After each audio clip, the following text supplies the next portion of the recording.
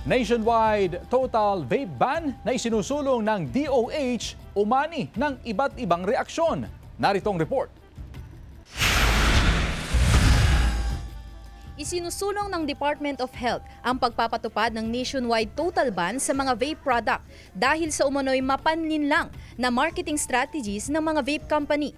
Ngayong taon, hindi na raw maikakaila ang mas dumaraming mga kabataan na gumagamit ng vape. Ayon sa Center for Health Development Region 1, mas nakababahala ang mga nagsasabing mas ligtas ang vape kumpara sa sigarilyo. Nagkakaroon din po ng pagtaas ng risk po na magkaroon ng mga cardiovascular diseases at lung diseases po dahil sa paggamit ng vape. Yung vape po kasi may mga chemicals din po yan. Maaari ring makakuha ng e-cigarette or vaping use associated lung injury o e-valley, sakit na maaaring makuha sa matagalang paggamit ng vape. Nitong nakaraang taon, naitala ang kauna-unahang pagkamatay sa Pilipinas na umano'y konektado sa ilang taong paggamit ng vape, bagay na nagpatibay sa panawagan ng total ban.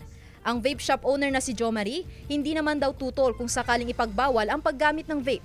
Hindi naman po kami against sa pagban ng vape products kasi syempre, halos lahat po naman ng bisyo is more on merong risk sa health po natin. Ninigarilyo ako dati.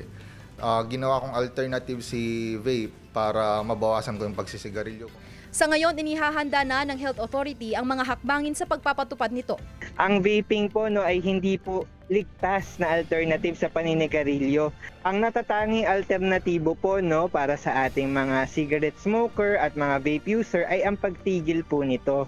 Kasama si Jing Dakanay, Sandy Salvacio, One North, Central Luzon.